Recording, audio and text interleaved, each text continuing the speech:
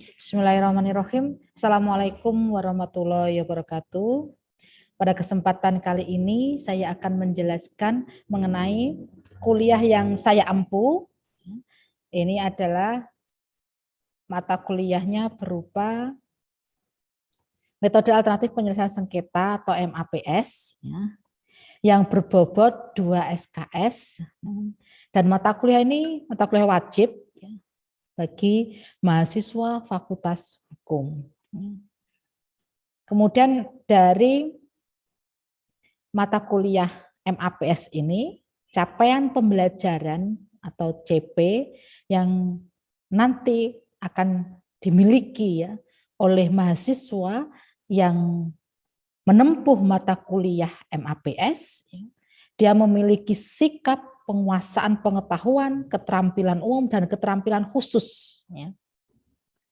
Keterampilan khususnya apa? Yaitu kemampuan melakukan inovasi dalam pengembangan metode pemecahan masalah hukum. Artinya di sini mahasiswa yang telah menempuh mata kuliah MAPS itu dia harus sudah mampu ya melakukan inovasi ya. Kalau kreatif, gimana caranya supaya permasalahan hukum itu bisa terselesaikan, baik melalui mediasi atau arbitrase gitu. Nah, kemudian sekilas informasi untuk mata kuliah ini ya, MAPS ini yang bobotnya 2 SKS, ini sikap dan penguasaan untuk capaian pembelajaran ya, yang mengikuti mata kuliah MAPS ya.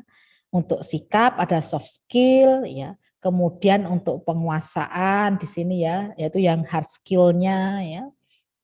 Bagaimana nanti sikapnya itu ya berkontribusi ya, mahasiswa untuk berkontribusi peningkatan mutu kehidupan masyarakat kan begitu ya, termasuk nanti yang paling penting adalah memberikan solusi terhadap permasalahan yang dihadapi oleh masyarakat melalui mekanisme penyelesaian sengketa. Salah satunya adalah mediasi. Nah, kemudian untuk hard skill-nya mahasiswa mengetahui dan mengerti konsep-konsep teori dan perundangan tentang alternatif dan penyelesaian sengketa, yaitu MAPS itu sendiri, gitu ya. Kemudian keterampilan umumnya ya mereka mampu mengambil keputusan secara tepat ya dalam penyelesaian masalah di bidang keahliannya ya, yaitu hukum ya. Ini berdasarkan analisis informasi dan data.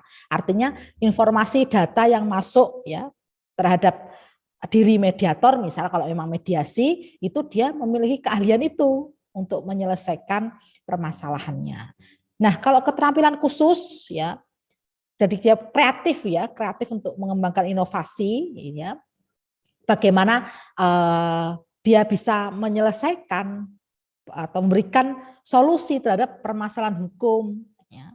Termasuk dia harus langkah-langkah apa yang harus dilakukan ya, dalam penyelesaian sengketa khususnya MAPS ya.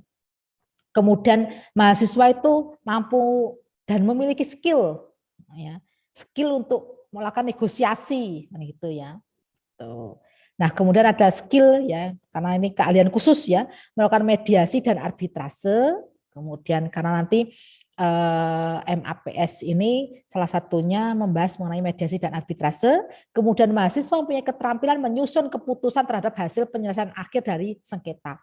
Misal mediasi, jadi mahasiswa mampu dia itu membuat ya, akta perdamaian gitu ya, yang para pihak tadi yang mengalami sengketa.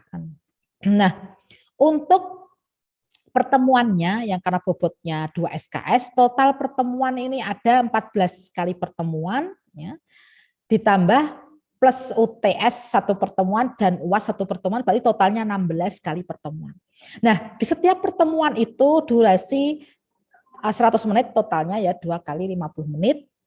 Kemudian kemampuan akhir yang diharapkan di setiap pertemuan, ya, bagaimana nanti untuk pertemuan pertama dengan bahan kajian atau materinya mengenai pengenalan mata kuliah ya, yaitu SAP-nya ya, kemudian metode perkuliahan, praktek ya, sumber dan bahan ajar serta sistem evaluasinya kan gitu ya, supaya mahasiswa mengetahui juga yang paling penting juga ada nanti perjanjian atau kontrak belajar gitu ya. Nah, yang kedua masih di pertemuan pertama itu pengantar, pengertian, tujuan, fungsi dan kedudukan MAPS dalam sistem peradilan Indonesia. Dari materi atau pokok bahasan di pertemuan pertama ini diharapkan kemampuan akhir yang dimiliki oleh mahasiswa itu mampu membangun hubungan baik antara dosen dengan mahasiswa ya, kemudian antara mahasiswa dengan mahasiswa ya, sesama teman kan ini ya, kemudian mahasiswa mengetahui bahan materi dan untuk schedule perkuliahan ya, dia waktunya perkuliahan ya, kemudian mahasiswa mempunyai kemampuan menjelaskan tentang dasar-dasar MAPS. Nah, untuk strategi atau bentuk pembelajarannya itu dengan cara bisa ceramah, brainstorming ya, untuk dialog tanya jawab ya, ini dialog interaktif terjadi antara dosen dengan mahasiswa ya. Kemudian pembentukan kelompok. Nah, pembentukan kelompok ini sangat penting di awal untuk dibentuk karena apa? Nanti untuk pertemuan berikutnya ya, insya Allah sekitar pertemuan keempat itu akan ada kemudian simulasi untuk mediasi yang gitu ya. Jadi penting mulai dibentuk kelompok. Durasi pertemuan 2 kali 50 menit ya. Nanti pengalaman belajar bagi mahasiswa ya. Mahasiswa menyepakati kontrak belajar yang tadi saya singgung ya, kemudian dan metode pembelajaran MAPS, kemudian mahasiswa menyusun langkah dan tahapan untuk MAPS itu sendiri. Nah, kriteria penilaian dan indikatornya itu adalah ada umpan balik ya dari mahasiswa. Artinya feedback ya dari mahasiswa ya, ada umpan balik ya. Yang penugasan ini setiap pertemuan ada penugasan, artinya mahasiswa diharapkan ini sudah membaca buku-buku ya nanti di pertemuan berikutnya. Misal hari ini pertemuan pertama, berarti sebelum masuk pertemuan kedua minggu depan ya itu bisa membaca buku ya, mereview buku, mereview artikel ya yang publish di jurnal ya. Hasil reviewnya bisa berupa PPT ya, bisa flowchart ya. Kemudian juga bisa resume ya. Itu ini dengan harapan masuk kelas di pertemuan kedua ya. Jadi sebelum pertemuan kedua mereka sudah membaca materi-materi yang akan didiskusikan di kelas dan akan disampaikan oleh dosen ya. Itu materinya sebelumnya harus sudah mahasiswa membaca buku-buku yang terkait di pertemuan kedua. Dan itu dilakukan terus sampai pertemuan terakhir gitu ya. Artinya sebelum masuk pertemuan ketiga dia harus sudah membaca buku-buku atau materi yang relevan dengan pertemuan ketiga itu. Nah, itu ya. Nih, ini contohnya di pertemuan kedua begitu, sebelum masuk pertemuan kedua mahasiswa sudah membaca materi mengenai apa sih pengertian MAPS ya. Kemudian seperti apa dinamika pilihan penyelesaian sengketa di Indonesia, bentuk-bentuk pilihan penyelesaian sengketa di luar pengadilan ya, termasuk dinamika hukum pengaturan kan begitu. Nah, ini di sistem dan hukum penyelesaian sengketa di luar pengadilan di Indonesia ini sudah dibaca sebelum masuk pertemuan kedua dan begitu seterusnya. Jadi mahasiswa harus aktif melihat, ngecek RPS-nya setiap minggu, besok minggu depan apa ya materinya ya. Itu jadi aktif ya. Karena penerapan student center learning ini mahasiswa ini harus sudah memiliki hal yang apa nanti akan kita diskusikan ya, apa yang mau akan ditanyakan kan begitu ya. Sebelum masuk pertemuan kedua dan seterusnya ya, itu kita lakukan review dulu. Jadi kalau hari ini pertemuan kedua berarti mau review pertemuan pertama kan gitu ya. Kemudian baru pertemuan kedua itu dijelaskan sebelumnya bisa jadi terjadi dialog ya, tanya jawab ya antara dosen dan mahasiswa ini supaya ada interaksi ya antara dosen dan mahasiswa nih untuk pertemuan kedua. Nah, ini dengan harapan ya capaian pembelajaran ini mahasiswa mampu menjelaskan pengertian dan dasar konsep MAPS kan gitu. Nah, ini mahasiswa juga mempunyai pengalaman dan pengetahuan tentang sistem penyelesaian sengketa dan MAPS. Ini sebelum UTS materinya mengenai Ini mediasi nanti ya, menginjak mediasi. Nah, ini ya ceramah diskusi sama nanti luarannya begitu. Kemudian di pertemuan keempat yang tadi saya sampaikan bahwa ada simulasi ya, praktek mediasi dan sengketa konsumen ini tema-temanya kan gitu ya. Jadi mahasiswa diminta untuk membentuk kelompok tadi di pertemuan pertama ya, dengan harapan di sini mahasiswa kemudian sudah simulasi praktek mediasi. Bagaimana kemudian dalam satu kelompok ada 3 orang, ya, kemudian berperan jadi mediator, satunya lagi berperan sebagai pihak konsumen, misal yang satu berperan sebagai pihak produsen, misal. Kalau itu praktek mediasi dalam sengketa konsumen. Ya. Nanti kalau sengketa hubungan industrial, misal yang satu berperan sebagai mediator, yang satu berperan sebagai pengusaha, yang satu bisa berperan sebagai pekerja misalnya. Nah ini kasus posisinya berasal atau bersumber dari saya, nanti mahasiswa itu adalah membuat skenario, menyusun skenario seperti apa nanti kalau praktek simulasi itu ya. Jadi kemudian ada umpan balik ya. Nah umpan balik itu maksudnya saya review ya apa hal-hal yang sudah sesuai apa belum, apa yang kurang tepat, apa yang kurang, maksudnya kurang menambah apa ya yang dalam simulasi terjadi ini waktu praktek mediasi ini.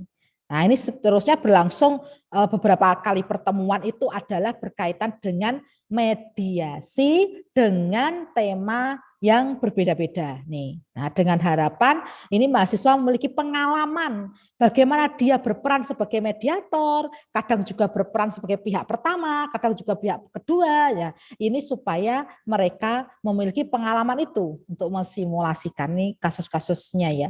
Itu untuk termasuk nanti mempersiapkan draft hasil mediasi ya, draft kesepakatan perdamaian tadi. Nah setelah UTS, ini nanti untuk UTS-nya evaluasi capaian pembelajaran di pertemuan ke-8, setelah UTS nanti menginjak arbitrase. Jadi ini pembahasan untuk arbitrase sama dengan arbitrase materi-materinya kita awali dengan pengertian subjek dan objeknya, pun setelah prosedur penyelesaian melalui arbitrase diterima materi itu oleh mahasiswa dengan kemudian strategi pembelajaran gabungan metode pembelajaran ya tanya jawab, diskusi, penugasan, nah itu nanti akan ada praktek arbitrase. Nah, sama praktek lagi simulasi ya. Bagaimana kasus-kasusnya mengenai sengketa perdagangan. Nah, ini ya ini kemudian mereka sudah membentuk ya bagaimana kalau ada saya posisinya ya sebagai seorang arbiter, misal begitu ya. Ini kemudian dengan para pihak dan case-case-nya yang untuk kasus-kasus ya itu beberapa pertemuan ini berbeda kan gitu ya kasusnya, ada praktek arbitrase dalam penyelesaian sengketa jasa konstruksi bisa gitu ya. Ini sampai pertemuan ke-13. Nah, untuk pertemuan ke-14 itu eksekusi objek putusan arbitrase, ada pembatalan putusannya. Kemudian nanti ada review materi dari evaluasi umum ya dari awal sampai akhir. Kemudian nanti terakhir UAS. Sumber-sumbernya buku-buku yang kami gunakan seperti ini di tahun 2020 ya, ada hukum ketenagakerjaan mediasi ya. Ini yang 2020, kemudian 2018, kemudian untuk terakhir ini berkaitan dengan grade ya, grade itu ada deskripsi ya. Jika dia A itu menggunakan metode yang tepat, analisis yang sistematis, benar dan bahasa yang baik ya. Sampai grade E ya tidak menjawab kan begitu. Nah, terakhir kalinya presensi 10%, tugas-tugas 10%, UTS 30%, UAS 40%, keaktifan dalam kelas 10%, totalnya 100%. Ini penilaian. Terima kasih dari saya. Mohon maaf. Assalamualaikum warahmatullahi wabarakatuh. Ya, bismillahirrahmanirrahim. Assalamualaikum warahmatullahi wabarakatuh. Waalaikumsalam warahmatullahi wabarakatuh. Alhamdulillahirabbil alamin. Pada kesempatan kali ini ya, kita bertemu lagi di pertemuan ketiga dalam mata kuliah MAPS, ya, metode alternatif penyelesaian sengketa, ya. Yang mana di pertemuan ketiga ini ya semuanya dalam keadaan sehat, Alhamdulillah sehat. Alhamdulillah sehat, Bu. Alhamdulillah sehat semuanya, ya. Yang paling penting itu sehat, ya. Ya, dengan sehat kemudian kita bisa mengikuti pembelajaran, ya, untuk siang hari ini, ya. Yang mana saya izin share screen dulu, ya, berkenaan dengan pertemuan ketiga, ya. Nah, ini pertemuan ketiga ini materinya mengenai mediasi, ya, yaitu metode alternatif penyelesaian sengketa MAPS mata kuliahnya, ya. Kemudian fokus kita hari ini berkenaan dengan mediasi, karena dalam MAPS itu kan ada yang kita bahas mediasi sama arbitrase, ya. Nah, ini kita bahas mediasi dulu. Nah, di pertemuan ketiga ini. Sebelum kita memasuki, ya, dan kita pembelajar di pertemuan ketiga ini, saya ingin melakukan review, ya, pertemuan kedua minggu lalu. Apakah ada yang masih ingat pertemuan kedua kemarin? Ya, oke. Ada yang raise hand. Silakan Mas Denny Nur Wahid. Ya. Iya, Ibu. Terima kasih atas waktunya Ibu yang telah diberikan. Mengenai pertemuan kedua yang kemarin, kita telah mempelajari tentang metode alternatif penyelesaian sengketa, di mana pengertian daripada alternatif penyelesaian sengketa itu yaitu secara umum dapat diartikan sebagai proses dan teknik penyelesaian sengketa di luar pengadilan. Artinya penyelesaian sengketa alternatif penyelesaian sengketa itu adalah teknik penyelesaian yang di luar pengadilan gitu. Nah, sedangkan di Indonesia sendiri itu alternatif dispute solution itu kalau bahasa Inggrisnya itu dapat dipadankan dengan istilah alternatif penyelesaian sengketa atau APS. Nah, begitu Ibu. Terus kalau dinamika alternatif penyelesaian sengketa di Indonesia itu sudah dinyatakan tegas dalam Undang-Undang Nomor 30 Tahun 1999, Pasal 1 Nomor 10 tentang arbitrase dan alternatif penyelesaian. Nah, terus arbitrase juga dikeluarkan dari lingkup ADR atau APS dan diberikan definisi tersendiri dalam Undang-Undang Nomor 30 Tahun 1999. Mungkin itu yang sedikit review dari seingat dan sependek sepemahaman saya, Ibu.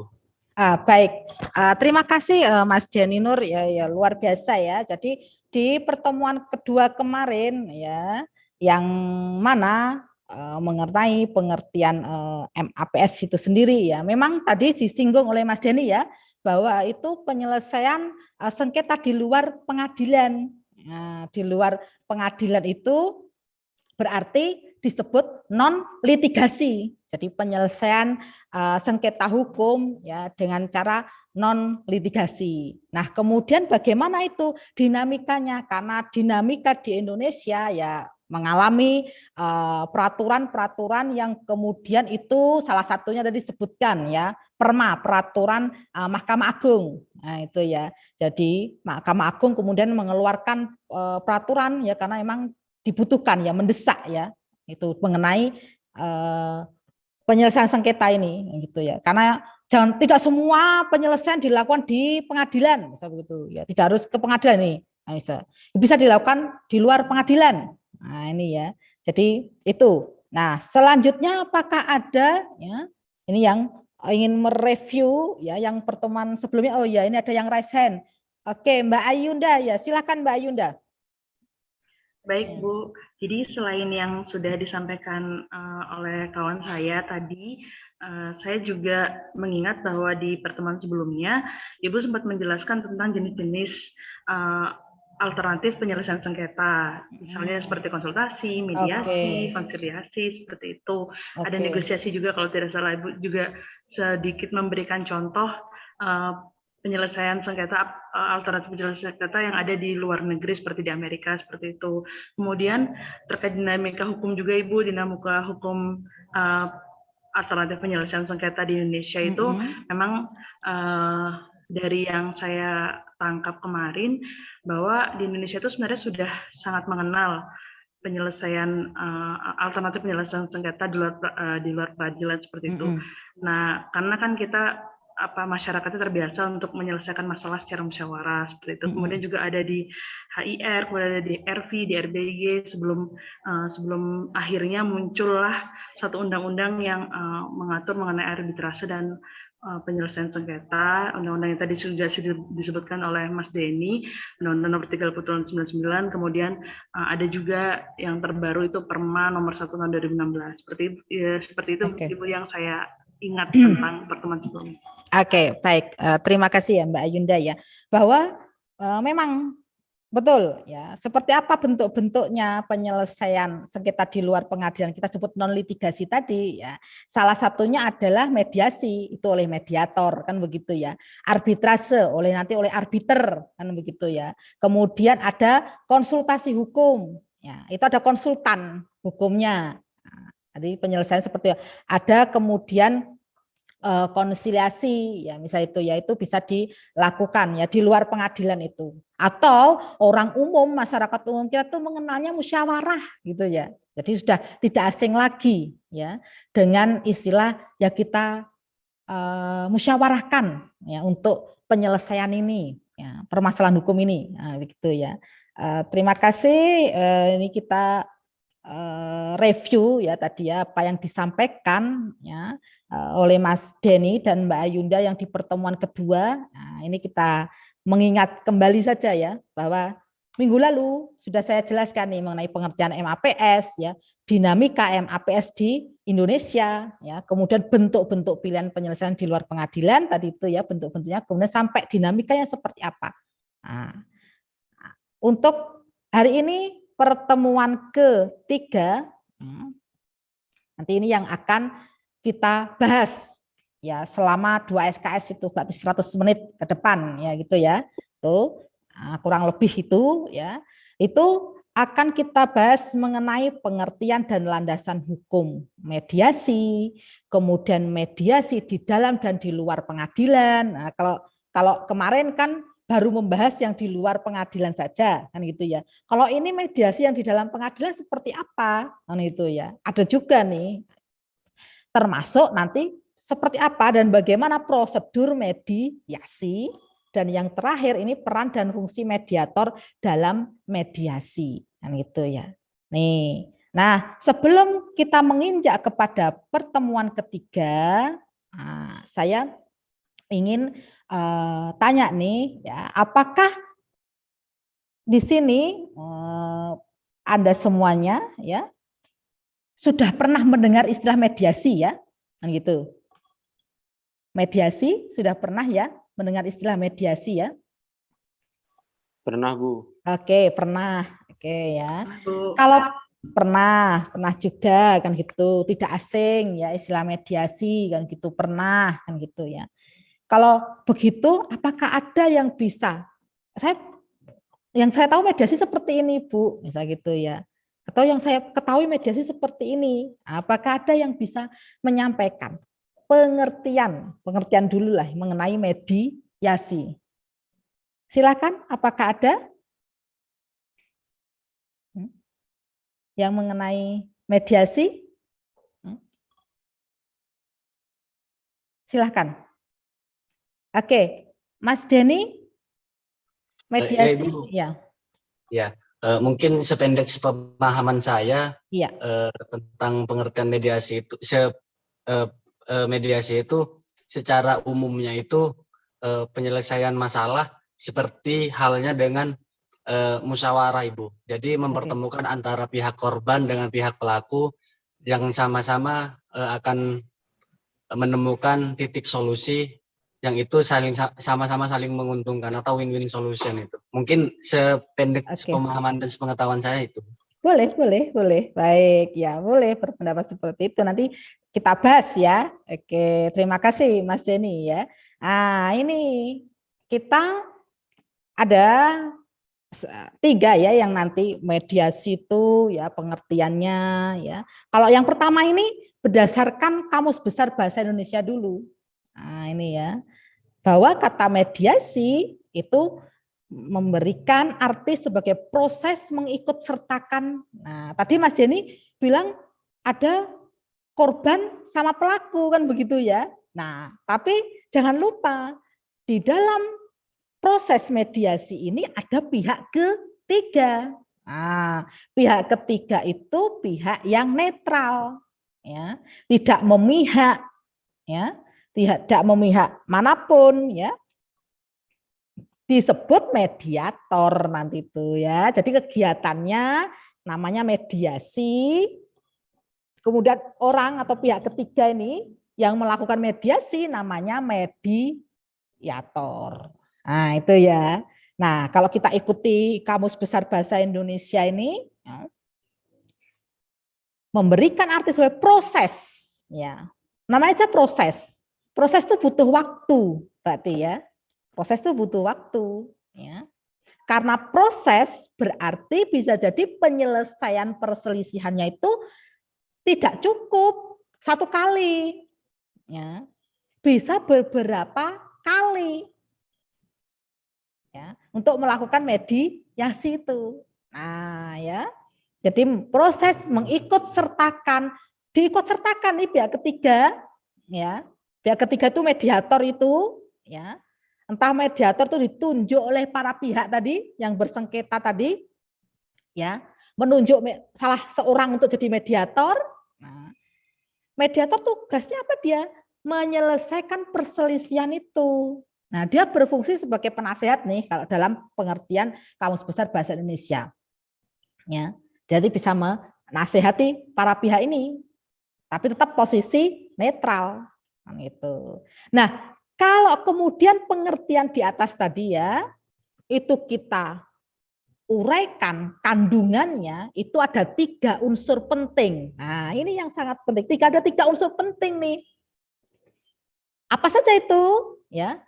Yang pertama itu mediasi merupakan proses penyelesaian perselisihan atau sengketa yang terjadi antar 2 pihak atau lebih. Nah, mediasi itu proses. Karena proses butuh waktu tadi untuk menyelesaikan perselisihannya. Namanya aja orang berselisih. Berarti kan belum ketemu ini, ya. Berselisih paham, ya. Sengketa, ya. Ini nanti macam-macam nanti sengketanya, kasusnya, ya. Nah, di sini tidak hanya bisa dari 2 pihak saja, tapi bisa lebih pihaknya di sini. Tuh ya. Kalau 2 pihak bisa juga, lebih boleh juga, bisa mungkin kan gitu ya. Nanti tergantung case-nya, kan gitu ya. Nah, kemudian unsur yang kedua masih berdasarkan pengertian mediasi ya, nih ya, dari Kamus Besar Bahasa Indonesia. Ya. Jadi tadi Mas Denny sudah menyampaikan, oh ya menyelesaikan ya antara korban dengan pelaku. Nah, tapi belum disebutkan ini pihak ketiga. Nah, dalam mediasi ada pihak ketiganya yaitu mediator. Ya. Nah, unsur yang kedua, pihak yang terlibat dalam penyelesaian sengketa adalah pihak yang berasal dari luar pihak yang bersengketa. Maksudnya apa ini maksudnya?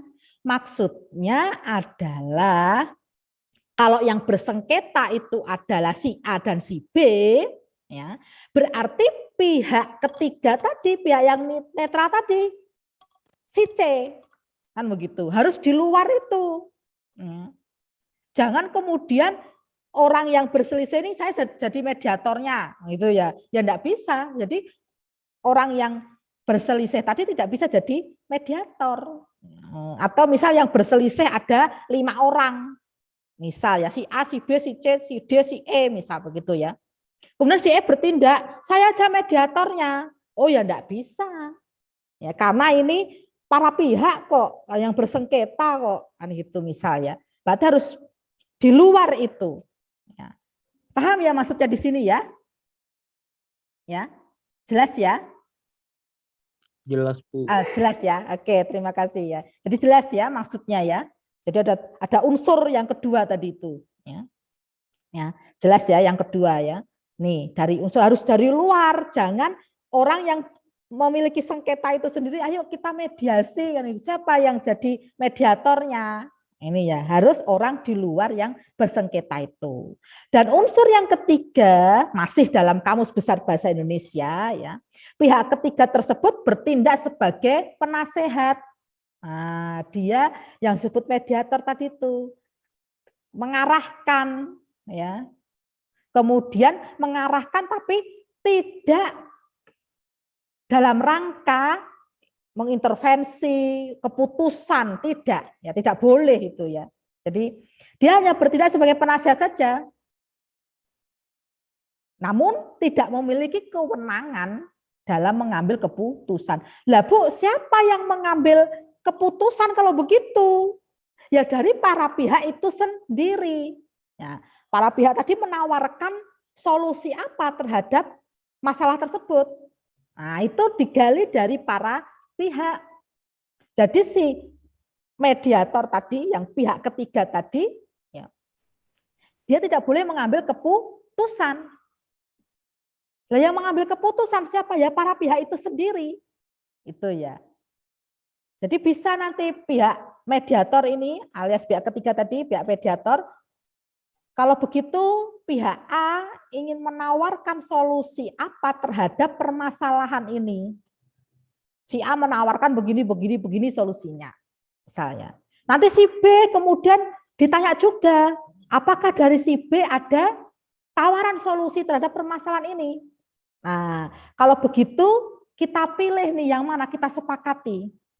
Sepakat apa tidak kan gitu. Nanti itu proses kan gitu ya. Tapi kemudian si pihak mediator ini tetap harus posisinya netral, dia tidak boleh mengambil keputusan. Intinya keputusan yang ada di dalam proses mediasi adalah kesepakatan dari kedua belah pihak. Nah, pada intinya seperti itu. Ini ya. Ini kalau dari unsur yang yang di Kamus Besar Bahasa Indonesia. Nah, kalau begitu nih, secara terminologis ya, peraturan perundang-undangan dan para pakar mendefinisikan seperti apa sih terkait mediasi itu. Nih ya. Bagaimana kemudian peraturan Mahkamah Agung nomor 1 tahun 2016 ya, itu tentang prosedur mediasi di pengadilan, itu menyebutkan bahwa mediasi adalah cara penyelesaian sengketa melalui proses perundingan untuk memperoleh kesepakatan para pihak. Nah, tapi ingat belum berhenti di situ. Ya. Para pihaknya ini, ya, para pihak ya, yang dibantu oleh mediator, masih ada sambungannya. Ya. Jadi peraturan Mahkamah Agung jadi masih ada nih. Cara penyelesaian sengketa melalui proses perundingan, ya, kan ada sengketa, namanya sengketa, berarti lebih dari satu pihak, ya, dua pihak atau lebih sengketa. Prosesnya itu berunding, ya, melalui perundingan, ya. Kemudian untuk memperoleh apa? Kesepakatan. Nah, untuk memperoleh sebuah kesepakatan dari para pihak tadi membutuhkan atau dibantu oleh seorang mediator sebagai pihak ketiga. Ya, nih ya, yang tadi saya singgung, mediator itu pihak yang netral yang membantu para pihak dalam proses perundingan. Tujuannya mencari berbagai kemungkinan penyelesaian sengketa tanpa memutus dan memaksa penyelesaian. Tidak boleh ya mediator kemudian memaksa, ya, ini harus damai, ini harus berhasil nih mediasinya. Ya tidak bisa, ya gitu ya. Semua keputusan ada di para pihak. Ya. Kemudian seperti apa yang diambil kesepakatannya itu juga sesuai dengan kesepakatan para pihak pula, begitu. Jadi mediator di sini kemudian membantu proses perundingannya saja. Membantu bagaimana dengan pihak ini dari pihak A menawarkan solusi seperti ini. Ya, bagaimana dengan pihak B? Apakah setuju? Oh, jawabannya bisa tidak setuju, misal begitu. Ya, kalau begitu memiliki tawaran apa untuk solusi terhadap permasalahan ini? Nah, misal begitu ya. Dia nawarkan. Nah, kemudian bagaimana dari pihak A yang ditawarkan oleh pihak B, misal begitu ya. Nah, nanti kalau enggak ketemu juga Bu itu. Nanti bisa nanti ada istilah kaukus ya. Jadi kaukus nanti ya. Kaukus itu ketemu antara mediator dengan pihak pertama ya. Sebenarnya apa sih kan ya yang jadi ganjalan ya. Kenapa kok tidak setuju terhadap penyelesaian ditawarkan oleh pihak B tadi? Kan begitu ya. Apa kira-kira ganjalannya itu ya, atau hal-hal yang membuat tidak cocok dengan solusi yang ditawarkan oleh si B itu bisa terjadi. Kaukus dilakukan setelah selesai dengan pihak pertama, harus juga mediator ketemu dengan pihak kedua loh ya untuk kaukus. Jadi sama-sama adil, sama-sama karena netral ya si mediator ini ya harus kalau si pihak pertama dilakukan kaukus, pihak kedua juga harus dilakukan kaukus. Itu ya. Jadi sama-sama. Nah, itu. Setelah selesai kaukus nanti kemudian bisa dipertemukan lagi atau dipending dulu pertemuan minggu depan saling merenung dulu itu juga boleh. Bisa seperti itu ya nanti. Nih ya. Nih ya. Kemudian nanti yang ketiga ini ada pakar ya. Nah, di sini ada Profesor Takdir Rahmandi. Beliau menyampaikan bahwa mediasi adalah proses penyelesaian sengketa antara dua pihak atau lebih, sama ya, dua pihak atau lebih. Ya, melalui perundingan sama ya, prosesnya adalah melakukan perundingan. Ya. Caranya juga mufakat. Nah, kalau beliau dengan bantuan pihak netral bahasanya beliau yang tidak memiliki kewenangan memutus. Nah, disinilah kemudian pihak mediator bertugas memberikan bantuan prosedural dan substansialnya, kan gitu. Bisa kemudian dilakukan prosedurnya ya seperti ini ya. Kemudian diberi pandangan ya. Kalau misal sengketanya misal mengenai harta bersama ya, kemudian mediator bisa bahwa aturan hukumnya itu memang harta bersama ini dibagi separuh-separuh, setengah-setengah ya. Misal seperti itu oleh suami istri. Nah, tuh, jadi ini bisa dilakukan. Nah, itu ya. Termasuk nanti kemudian apa yang disampaikan, dokumen-dokumen apa yang disampaikan oleh para pihak, data-data apa yang disampaikan oleh para pihak yaitu ya. Untuk mendukung penyelesaian itu. Nah, itu yang saya sampaikan ini baru pengertian ya dari 3 itu. Nanti untuk sesi tanya jawab saya buka di akhir ya. Di akhir setelah selesai saya menyampaikan materi ya. Untuk 3 pengertian mediasi ini apakah ada yang ingin kemudian belum jelas ya? Sudah jelas ya? Nanti sudah Bu. Oke. Sudah jelas Bu. Ya? Oke. Nah, baik, karena nanti supaya mudah ya, jadi sesinya pertanyaan nanti di akhir ya. Ini saya selesaikan dulu materinya. Ya. Kemudian dari situ, dari 3 tadi bahwa dalam kamus besar bahasa Indonesia, kemudian dari Perma ya, kemudian sampai ada pakar hukum ya mengenai mediasi ya. Dengan demikian ya dapat kita identifikasi ya unsur-unsur esensial mediasi itu. Jadi mediasi merupakan cara penyelesaian sengketa melalui perundingan. Ya. Jadi yang berunding nih, ya, berunding ya mediasi itu ya. Ada sengketa diselesaikan, ya. Ada sengketa ini harus diselesaikan, ya. Ya. Penyelesaian sengketa. Jalannya bagaimana? Dengan cara berunding. pendekatannya dengan pendekatan mufakat. Nah, para pihak, namanya para pihak ya. Para pihak berarti lebih dari satu pihak. Nah, itu. Jadi mufakat dari para pihak tadi. Tuh. Nah, kemudian para pihak itu ya, meminta bantuan pihak lain yang bersifat tidak memihak. Jadi mediator tadi. Ya. Karena ibaratnya para pihak ini tidak bisa menyelesaikan permasalahan hukumnya, ya, belum ketemu. Nah, ya belum ketemu ya. Kemudian disepakati kalau begitu kita ngambil aja pihak di luar kita ini, pihak ketiga nih untuk menyelesaikan ini yang dia netral. Nah, itu mediator namanya. Tapi mediator yang telah ditunjuk tadi, dia tidak memiliki kewenangan memutus, dia hanya membantu para pihak yang bersengketa. Dia hanya membantu saja, membantu tugasnya, membantu para pihak yang bersengketa dalam mencari penyelesaian yang dapat diterima para pihak itu. Gitu. Jadi penyelesaian ini solusi ya dari mereka sendiri, ya dari para pihak ini. Kemudian si mediator tadi, kemudian dia membantu saja prosesnya itu, hanya proses membantu. Tuh ya.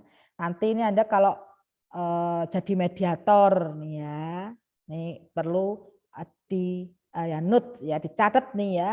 Ya, seperti apa sih nanti kalau saya jadi seorang mediator, apa yang harus saya lakukan? Jangan sampai melebihi kewenangan tugas ya. Nanti ya melebihi dari seorang mediator ya. Karena itu skill ya, keahlian ya. Jadi mediator ini keahlian, jadi harus diasah ya. Tuh, jadi nanti bisa pertemuan berikutnya kita akan melakukan simulasi-simulasi kan begitu ya. Nah, tuh. Nah, kemudian kita lanjutkan berkenaan dengan landasan hukum untuk mediasi.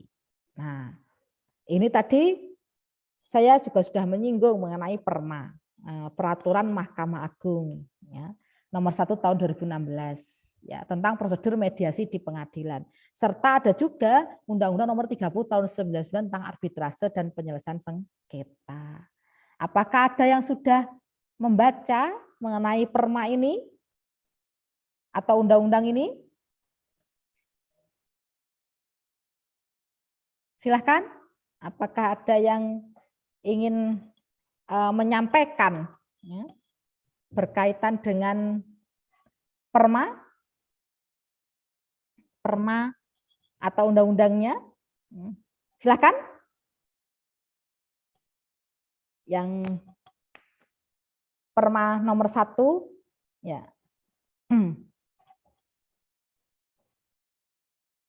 Ya, oke. Oke, Mbak Yunda, silakan Mbak. Yang resenip. Iya Bu, terima Sekilas kasih. saja, ya. Yang saya baru baca mungkin yang PERMA nomor 1 tahun 2016 Bu, yang tentang prosedur mediasi di pengadilan. Secara garis besar mungkin isinya ya kurang lebih mengenai pengertian dari mediasi, kemudian mediator, terus istilah-istilah yang ada dalam proses mediasi, kemudian juga ada mediasi terbagi menjadi pramediasi, kemudian prosedur mediasi, kemudian ada pasca mediasinya bagaimana. Sampai di situ juga kalau tidak salah ada yang mengatur tentang bagaimana akibat hukum jika ada pihak yang tidak beretikat baik seperti itu. Kurang lebihnya yang saya ingat. Oke. Baik ya. Ya, terima kasih ya. Ini berkaitan dengan landasan hukum ya untuk mediasi ini ya. Kalau kita lihat ya PERMA ya, Peraturan Mahkamah Agung ya, dibandingkan dengan undang-undang ya. Dalam tata urutan peraturan perundang-undangan kita ya, undang-undang ini kedudukannya lebih tinggi nih kan itu ya dibandingkan dengan Peraturan Mahkamah Agung kan begitu ya. Namun kalau kita lihat dalam undang-undangnya nomor 30 tahun 99 ini ya tentang arbitrase dan penyelesaian sengketa ya lebih dominan lebih banyak mengenai arbitrase. Kalau arbitrase kan nanti oleh arbiter ya, itu ya. Kemudian dan penyelesaian sengketa lainnya di sini tuh mediasi hanya disinggung sedikit, hanya mengenai pengertian mediasi saja ya kan begitu ya. Tapi teknisnya bagaimana, mediasi itu seperti apa? Nah inilah yang kemudian kita bahasanya terjadi kekosongan hukum ya. Ini perlu nih ya kita inisiasi ya. Kemudian ada kita ajukan ya karena ada pengajuan undang-undang itu dari inisiasi masyarakat dibutuhkan ini ya. Sebenarnya undang-undang yang khusus mengenai mediasi ini yang belum ada ya. Adanya saat ini ya yang ada baru Undang-Undang Nomor 30 Tahun 99 ya tentang arbitrase dan penyelesaian sengketa ya. Jadi belum ada undang-undang nomor bla bla bla tahun bla bla bla tentang mediasi, itu belum ada. Nah, itu. Maka dari situ kemudian Mahkamah Agung ini harus gimana, ini harus dicarikan solusi nih kan begitu ya. Harus dicarikan solusi. Akhirnya keluarlah perma yang sebelum-sebelumnya itu juga sudah ada yang peraturan Mahkamah Agung ya yang masih simple ya. Kemudian yang terakhir itu adalah ada peraturan Mahkamah Agung nomor 1 tahun 2016 ini yang terakhir nih ya. Tentang prosedur mediasi di pengadilan. Ya tadi sudah disampaikan oleh teman Anda ya oleh Mbak Ayunda ya. Prosedurnya lah ini adalah prosedur ya. Berarti ada alurnya, bagaimana sih prosedurnya alur ya untuk mediasi ini khusus hanya di pengadilan saja namun ya. Karena memang Mahkamah Agung kan kemudian membawahi pengadilan-pengadilan yang ada di Indonesia itu. Jadi hanya proses di pengadilan saja. Dan nanti Bu kalau di luar pengadilan, nah itu nanti juga bisa diselesaikan namun kemudian ada sendiri ya yang menyelesaikan. Nah, kalau ini khusus perma ini khusus untuk prosedur mediasi di pengadilan saja. Nah, ini lebih lanjut detailnya nih akan saya sampaikan ini mediasi di dalam dan di luar pengadilan ya. Kalau mediasi di dalam pengadilan ini ya seperti apa tadi disinggung oleh teman Anda ya. Sudah disinggung ya bahwa ada proses yang dilalui namanya ya. Tuh. Jadi prosesnya itu adalah pendaftaran gugatan dulu ke pengadilan. Ini khusus perkara perdata loh ya, perkara perdata. Kalau kemudian pendaftaran itu bisa di pengadilan negeri ya tergantung perkara apa yang mau didaftarkan kan gitu ya. Kasusnya apa dulu sengketanya ini kan gitu ya. Tuh, ke pengadilan negeri, ada juga yang kemudian didaftarkan ke pengadilan agama. Contoh, misal kalau berkaitan dengan sengketa waris ya, dia si pewaris beragama Islam, si ahli waris beragama Islam ya, maka itu daftarkan gugatannya ke pengadilan agama. Gitu ya. Itu nanti akan ada prosesnya, daftarkan gugatan, gitu ya, daftarkan dulu gugatannya. Nah, nanti kemudian akan ada yang namanya setelah daftarkan gugatannya, nanti akan ada proses lagi pemanggilan pihak tergugat. Kapan sidangnya? Nah, ini sidang pertama itu adalah berkaitan dengan hakim, majelis hakim, karena hadir semua nih ya, pihak penggugat sama tergugat. Kalau hadir semuanya, maka kemudian agenda yang pertama adalah mediasi. Ini harus wajib ini ya. Jadi wajib dilakukan mediasi terhadap perkara perdata. Ya. Nanti mediatornya itu bisa mediator hakim kalau di pengadilannya atau mediator non hakim yang bersertifikat dari Mahkamah Agung. Nah, nanti setelah ditunjuk itu ada proses selanjutnya. Nah, itu ya. Nanti untuk di mediasi di dalam pengadilan. Tuh ya.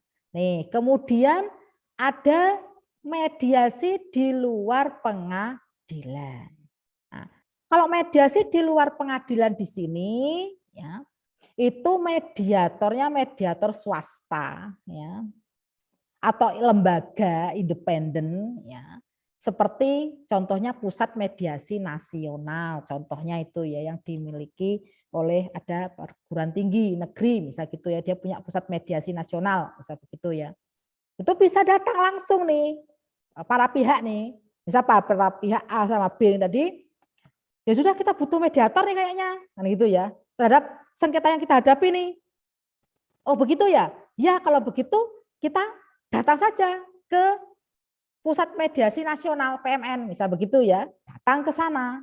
Nah nanti kemudian langsung prosedurnya sesuai dengan Pusat Mediasi Nasional itu. Yang biasanya kemudian setelah daftar ya, para pihak datang daftar ya di Pusat Mediasi Nasional itu, nanti kemudian ditentukan kapan hari mediasinya, kapan proses mediasi akan dilakukan. Terus oleh mediator siapa?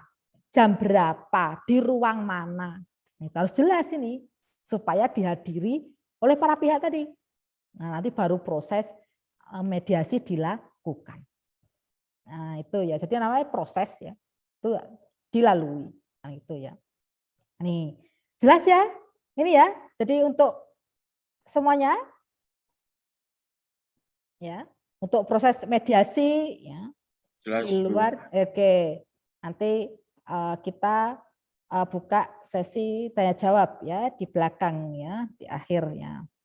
Nah, ini tadi tahap prosedur mediasi yang di di dalam pengadilan ya, di luar pengadilan ya, itu sudah sekilas ya. Sekilas saya sampaikan tadi. Nah, ini tahap-tahapnya bagaimana kemudian ada tahap prosedur mediasi, ya. Jadi ada tahap pembentukan forum. Jadi mediator memberitahu kepada para pihak tadi mengenai bentuk dari proses. Nah, ini ya, yang penting ini di sini. Tadi kan sudah ada nih ya pendaftaran gugatan kalau yang di pengadilan ya. Kemudian sidang pertama karena hadir semuanya para pihak, maka agendanya adalah mediasi. Berarti para pihak dengan membawa dokumennya kemudian menuju ruang mediasi. Nah, di dalam ruang mediasi inilah kemudian mediator melakukan tugasnya. Nah, ini tugasnya apa dia? Nih, ya. Mediator memberitahu kepada para pihak ya, mengenai bentuk dari proses serta aturan dasarnya dalam forum yang dihadiri oleh para pihak tadi. Nah, nanti bentuk penyelesaian kita itu melalui mediasi, misal begitu ya. Nah, kemudian prosesnya mediasi itu seperti ini, gitu ya. Jadi untuk proses mediasi, gitu ya, itu yang dilakukan. Tuh. Jadi proses mediasi ya. Ini sebentar mau izin dulu ya. Ini kayaknya saya ngecas baterai sebentar.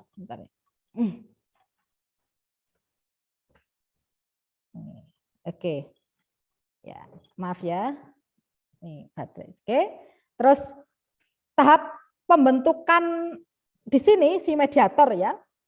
Setelah dia menyampaikan ya, beritahu kepada para pihak ya. Bentuk penyelesaiannya seperti ini melalui mediasi ya. Kemudian prosesnya seperti apa ya, proses untuk mediasi ini. Jadi diberi wawasan ya, diberi pandangan ya. Termasuk aturan dasarnya. Landasan hukumnya apa sih? Kenapa dilakukan mediasi? Ini ya. Termasuk ini ya. Disampaikan juga tata caranya, aturannya. Misal begini nih, biasa mediator menyampaikan kepada para pihak ya, nanti saling menghormati ya. Kemudian kalau saya beri kesempatan pihak penggugat ya untuk menyampaikan apa yang ingin diselesaikan, apa solusinya, apa permasalahannya, nanti tolong pihak tergugat mendengarkan dulu. Nah, misalnya seperti itu ya. Begitu ya, jangan sampai nanti penggugat pada saat menyampaikan, namanya orang bersengketa ya, kadang nggak tegur sapa gitu ya, di luar persidangan kan gitu ya. Bertemu ya di forum mediasi itu bisa jadi kan gitu ya. Itu pihak si mediator harus menyampaikan tata tertibnya proses mediasi ini. Tata tertibnya, tolong pihak penggugat nanti saya beri kesempatan ya untuk menyampaikan. Ya. Nanti pihak tergugat mendengarkan dulu. Nah, gitu ya. Nanti setelah selesai, baik pihak penggugat gimana? Ada hal yang ingin disampaikan lagi? Misal seperti itu ya. Kalau sudah cukup, Pak Mediator atau Bu Mediator, bisa begitu ya. Sudah cukup. Baik, kalau begitu saya beri kesempatan kepada pihak tergugat. Silakan disampaikan. Nah, ini harus disampaikan tata tertibnya. Nanti jangan menyela atau memotong pembicaraan para pihak. Nah, itu ya. Ini harus diperjelas dari awal. Jangan sampai karena emosi, ya, emosi yang meluap-luap nih ya, gitu ya. Kemudian tidak sabar, gitu ya. Oh, tidak bisa, bisa begitu ya. Ini bisa jadi terjadi. Nah, ini mediator harus tegas, ya. Nah, sabar dulu, taati tadi peraturannya, gitu ya. Tadi peraturan di awal bahwa diberi kesempatan masing-masing. Nah, ini harus disampaikan. Landasan hukumnya disampaikan, kenapa pentingnya dilakukan mediasi dulu. Keuntungannya apa kalau melalui mediasi, kan gitu ya. Misal nih, keuntungannya apa sih? Bapak Ibu ini bisa mediasi ini bisa dilakukan, kan gitu ya. Sampai sepakat, setuju, gitu ya. Karena apa? Mediasi ini kesepakatan atau keputusan itu ada di tangan para pihak ini. Nah, gitu. Nanti kalau sudah proses ke pengadilan itu putusan pengadilan ya berdasarkan putusan majelis hakim. Ya, gitu ya. Tidak bisa kemudian minta-minta meskipun ada upaya hukum ya nanti ada banding, ada kasasi itu, tapi kan panjang itu ya prosesnya. Nah, gitu. Butuh waktu ya. Ya, butuh tenaga yang ekstra kalau persidangan. Nah, ini disampaikan, nah itu ya, bahwa kalau mediasi ini dilakukan ya, agar tidak terjadi, ya harapannya berhasil. Ya. Karena kalau di mediasi itu kan ada dua kemungkinan nih. Ya. Kalau tidak berhasil ya gagal. Kalau mediasinya berhasil, nanti kan berarti ada kesepakatan perdamaian antara para pihak itu, kan begitu ya. Tapi kalau gagal ya terpaksalah ke persidangan, ke agenda berikutnya. Nah ini, kemudian ada tahap pengumpulan dan pembagian informasi. Nah, ini maksudnya melakukan kualifikasi fakta dan informasi dari para pihak. Artinya begini, seorang mediator nih kan kemudian tadi sudah menerima informasi nih dari para pihak penggugat misal begitu ya. Baik, kalau begitu apakah ada bukti dokumen ya kan ya? Bukti dokumen yang bisa ditunjukkan kan gitu ya kepada mediator kan gitu ya. Kualifikasi fakta kan gitu ya. Faktanya ini seperti ini nih kan gitu ya. Bahkan kalau waktu mediasi pun ya kan ya bisa menghadirkan saksi ahli nih para pihak nih kan begitu ya. Nih. Nah, kualifikasi fakta dan informasi dari para pihak loh ya. Jadi dari dua-duanya. Tidak hanya dari pihak penggugat saja tapi juga dari pihak tergugat juga. Kan gitu ya. Nih ya. Itu kualifikasinya. Nih. Ya. Jadi harus di bahasanya kita cross check kebenaran itu. Nah, gitu ya. Nah, ini tahap yang ketiga kemudian tahap penyelesaian masalah. Nah, bagaimana proses perundingan tadi, penyelesaian masalah nih ya. Seorang mediator di sini dituntut untuk bekerja secara dia. Bagaimana kemudian bisa para pihak tadi ya bersama-sama ya. Nah, bisa bersama-sama dan terkadang terpisah ya. Tadi yang saya sampaikan bisa melalui kaukus kan gitu. Ya, tadi saya sampaikan, saya singgung sedikit ya. Bisa jadi ini sudah dipertemukan nih pertemuan pertama. Ya. Pertemuan pertama bagaimana para pihak Apa yang ingin disampaikan? Silahkan. Kemudian si pihak penggugat bla bla bla bla bla bla menyampaikan. Oke, baik. Kemudian pihak tergugat menyampaikan bla bla bla bla bla. Bisa begitu ya. Kemudian nanti bisa dilihat, ayo kalau begitu kesepakatannya ada belum? Masih ada bersikeras sesuai dengan pendirian masing-masing. Bisa seperti itu, mediator baik kita tunda 1 minggu, ya. Siapa tahu dengan waktu penundaan 1 minggu tadi saling berpikir, ya. Jadi si mediator menyampaikan bisa nanti berpikir, ya, direnungkan kembali, ya. Bahkan kalau di luar sini, di luar ruang mediasi, kemudian komunikasi dan bertemu juga boleh-boleh saja, kan gitu ya. Nanti hasilnya minggu depan kita bertemu lagi, biasanya seperti itu. Ya. Kalau kemudian sudah saling belum bertemu, ya, tidak harus mediasi dilakukan 1 kali, bisa beberapa kali kesempatan, 2 kali, 3 kali itu mungkin. Ya. Kalau kemudian bisa juga tadi kaukus tadi yang dilakukan. Kaukus tadi kan si mediator dengan pihak penggugat dulu, ya. Setelah selesai menggali dengan penggugat, kemudian penggugat keluar dari ruangan, ada tergugat. Jadi kaukus dengan tergugat.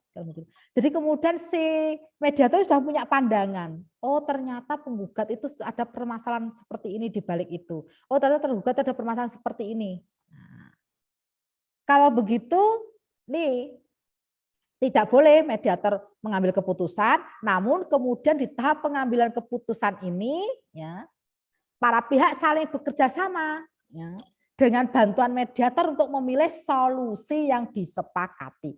Berbagai macam tawaran tadi yang dilakukan oleh para pihak, solusi terhadap permasalahan ini ada opsi A, B, C, D, E, misal begitu ya.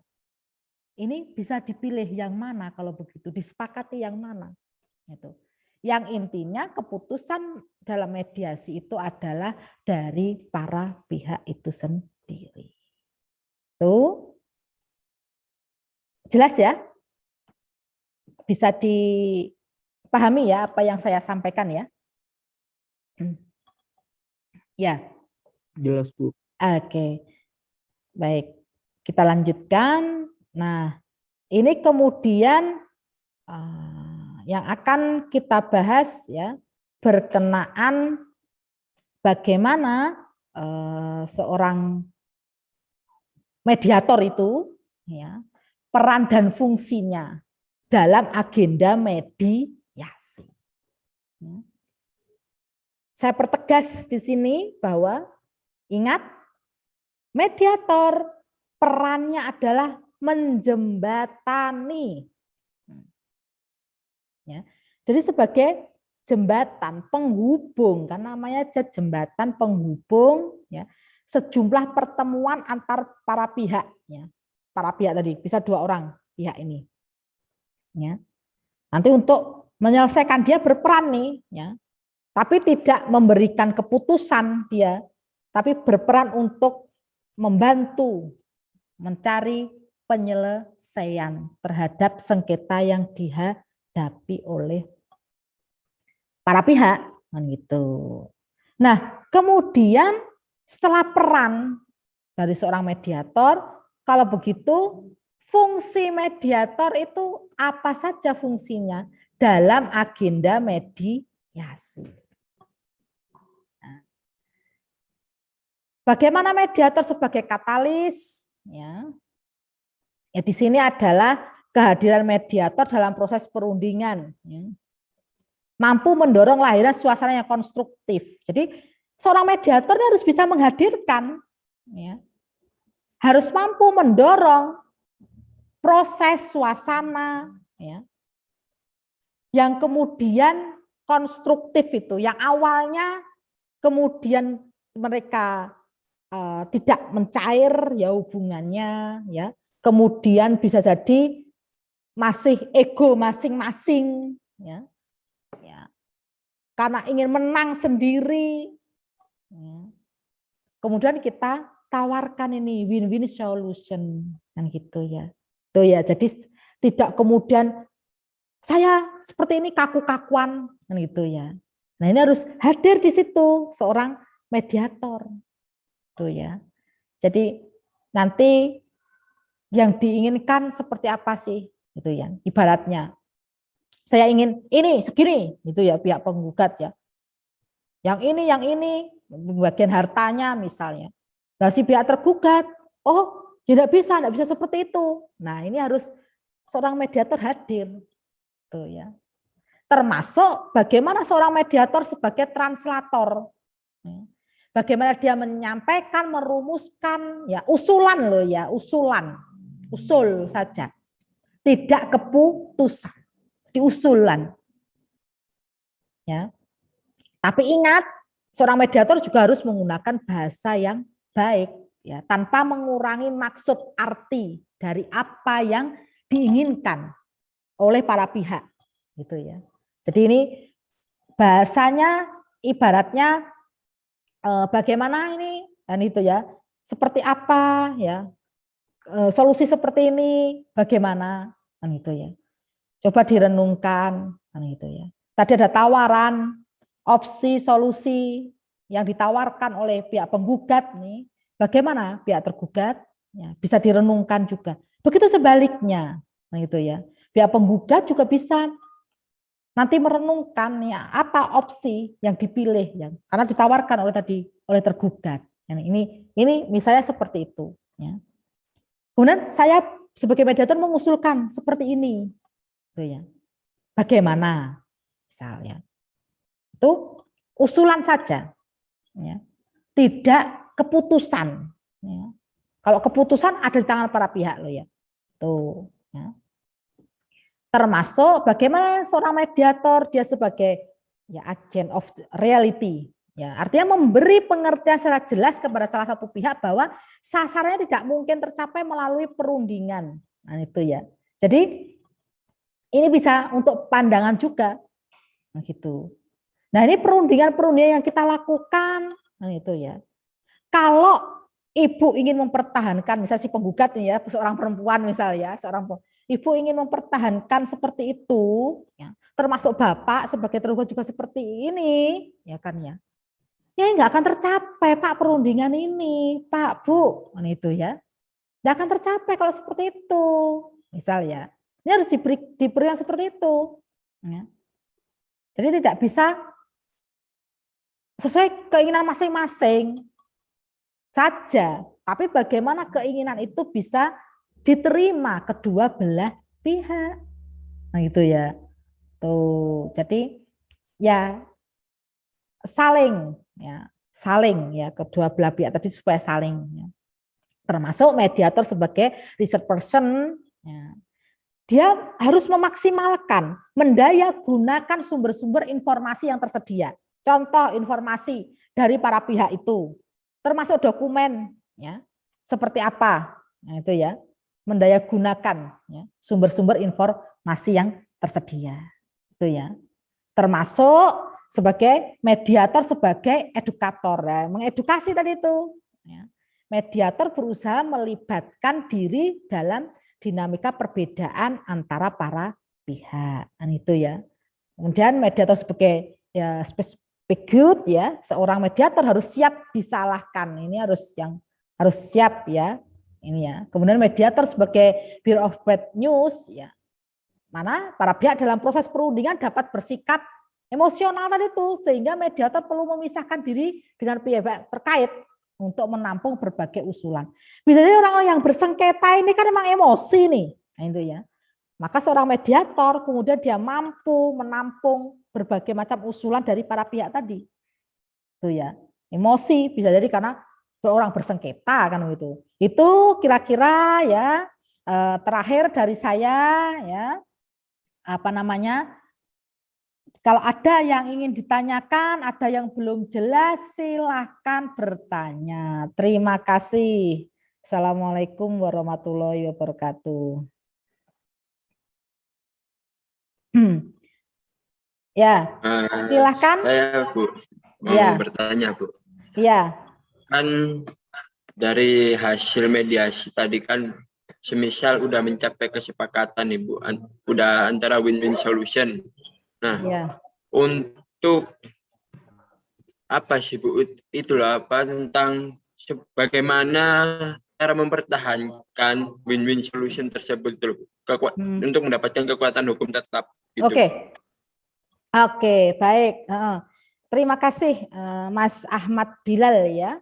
Jadi kan kemudian tadi sudah sepakat ya, sudah ada kesepakatan ya. Berarti mediasi berhasil ini ya, Mas Bilal ya. Berarti mediasi berhasil nih. Oke, supaya mendapatkan kekuatan hukum tetap bagaimana? Begitu ya maksudnya ya?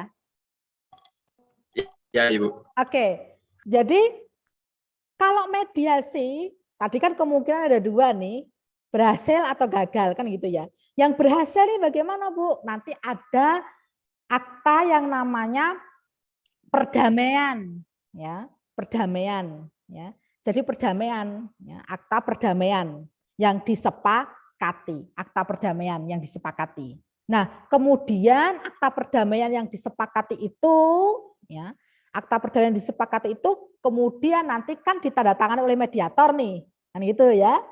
Oleh mediator. Nah, berarti kemudian dari situ nanti si hakim kan tadi melalui pengadilan ya. Kalau melalui pengadilan ya. Kalau melalui pengadilan kan tadi prosedurnya didaftarkan gugatannya, kemudian agenda pertama itu mediasi dan ternyata kok mediasi berhasil ya. Ditandatangani akta perdamaian ya, mediator tanda tangan, para pihak juga tanda tangan, di situ kemudian disampaikan kepada majelis hakim. Nah, nanti majelis hakim mengeluarkan yang namanya putusan ya. Putusan atau penetapan ya. Nah, putusan, kalau gugatan ya putusan berarti ya. Kalau gugatan karena ada sengketa ini ya, maaf ya. Karena ada sengketa, berarti putusan. Ya, seorang hakim kemudian membuat putusan itu nanti berdasarkan ya, putusan tersebut berdasarkan kesepakatan perdamaian antara para pihak tadi yang diketahui oleh mediator ya. Begitu ya Mas Ahmad Bilal ya. Gitu, jelas ya. Jadi begitu, sama nanti kekuatan hukumnya itu kalau melalui jalur melalui jalur pengadilan ya. Nah, yang luar pengadilan bagaimana Bu? Yang tadi melalui mediator swasta tadi ya. Ya. Itu bagaimana? Bisa juga ya. Bisa juga melalui kesepakatan itu sudah ada, disahkan oleh mediator ya.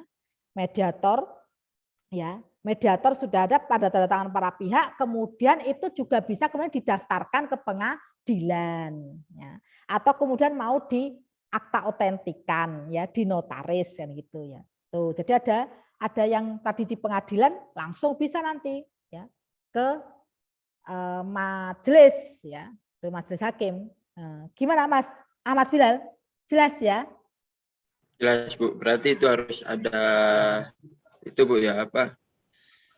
Harus dibuatkan secara tertulis. Iya, betul. Memang harus ya. tertulis ya. Kesepakatan perdamaian harus tertulis ya. Ada tanda tangannya mediator, kemudian ada tanda tangannya para pihak. Apa saja kesepakatannya itu? Kan itu ya. Kemudian nanti baru di kalau yang pengadilan ya diserahkan kepada majelis. Majelis kemudian mengeluarkan putusan pengadilan berdasarkan perdamaian itu.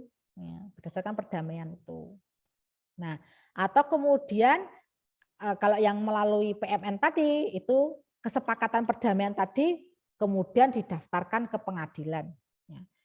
Atau melalui akta otentik ya ke notaris misalnya begitu ya. Tuh dari perdamaian tersebut itu ya. Itu kira-kira jelas-jelas ya Mas Ahmad Bilal ya dan yang lain ya. Jelas Bu. Ya. Oke. Kemudian ada lagi yang ingin bertanya?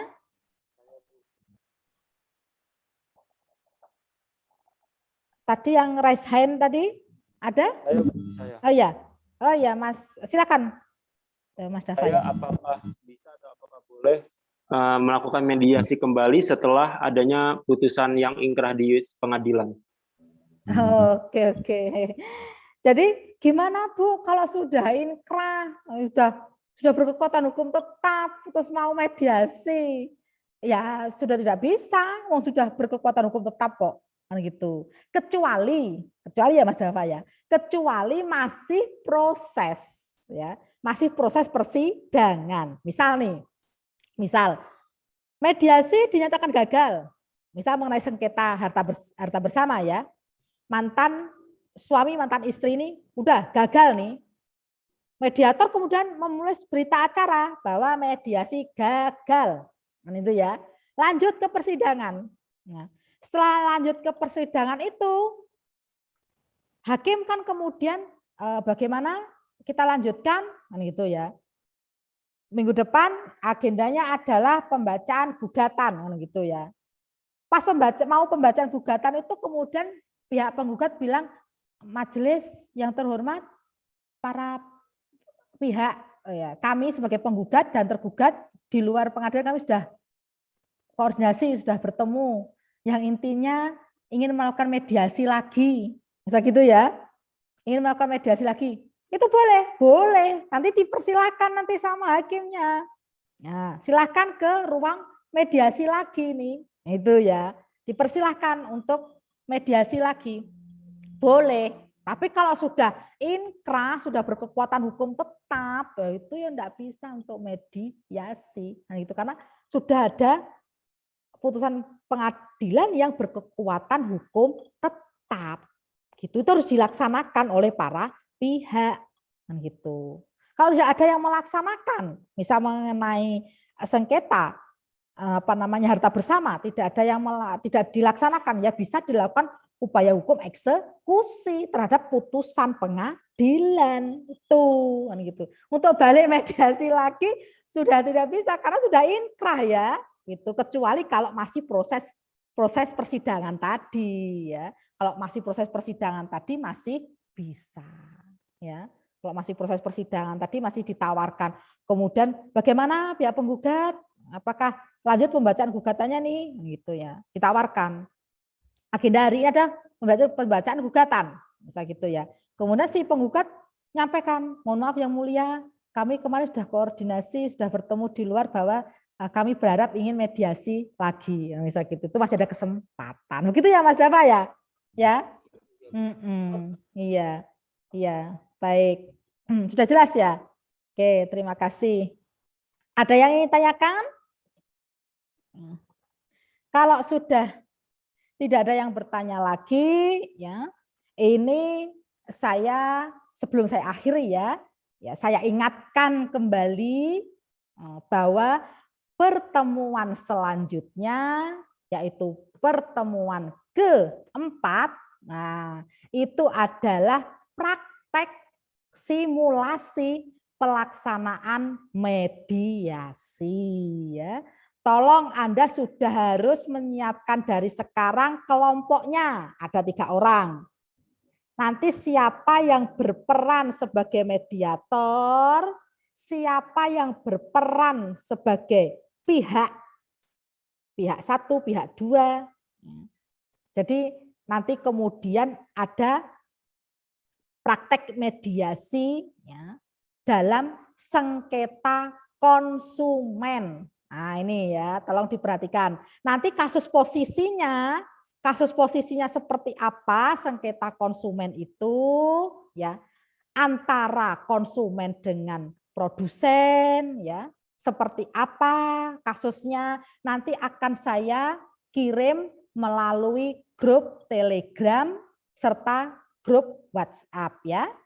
Di grup WA dan di grup Telegram itu nanti kemudian mulai dari sekarang sudah, karena pertemuan pertama sudah saya sampaikan, membentuk kelompok ya, yang isinya 3 orang. Nanti bisa yang satu berperan sebagai mediator, yang satu berperan sebagai konsumen, ya, yang satu sebagai produsen. Nah itu nanti kemudian dibuat skenarionya. Ya.